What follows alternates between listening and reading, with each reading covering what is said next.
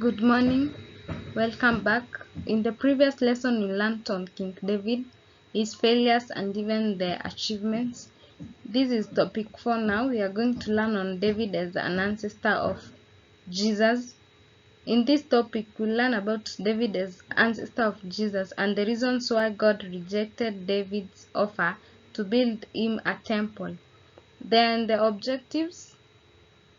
By the end of this topic, you should be able to know why God refused David's offer to build him a temple, and even they explain how the New Testament is a fulfillment of God's promises to David. David intended to build a splendid temple for God in Jerusalem. He felt it was not fair for the Ark of Covenant to continue dwelling in a tent while he himself lived in a magnificent palace. To achieve this goal, David consulted Nathan, the prophet, on whether to build the temple.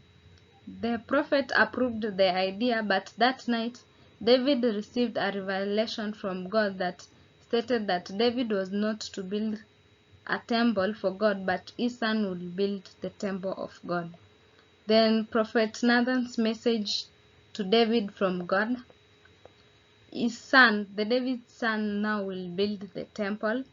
God would give David's descendants a place to dwell, that is, at Canaan. Then God promised to raise up an heir from the house of David to sit on the throne, that is, Jesus. God promised to make David's name great and famous among all other leaders on earth.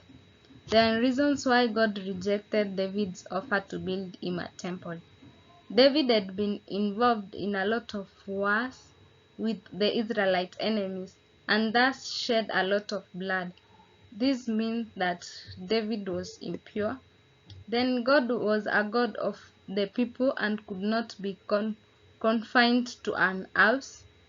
Then it was the will of God to establish the house of David rather than David building him an house for him.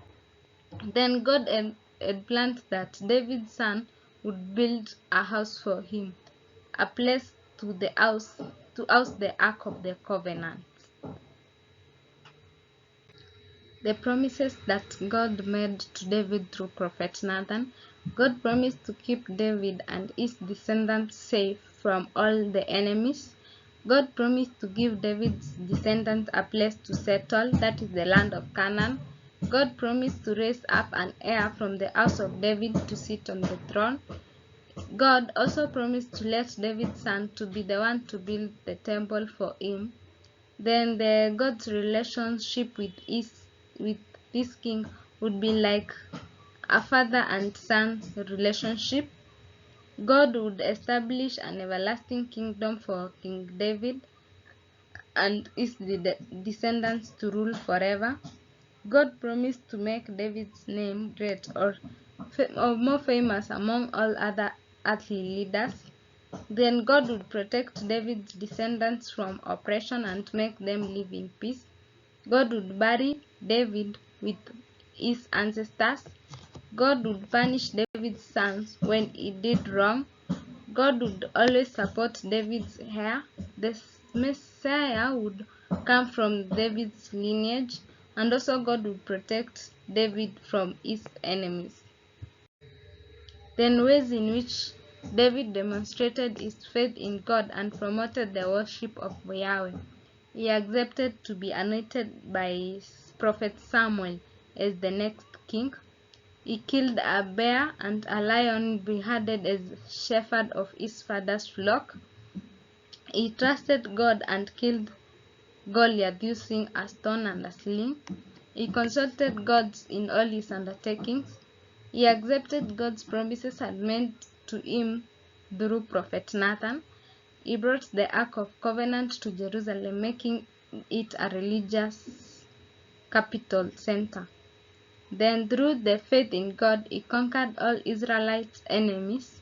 Then he wanted to build God a temple, but God denied and said that it will be built by his son Solomon, because he had acted in so many wars which his hands had led a lot of blood. Then he composed psalms. He strongly believed that God had given him the power.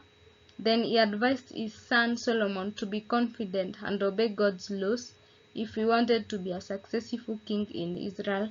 He was humble before God and attributed to his success the humbleness before God. Then he fasted and prayed for God's guidance.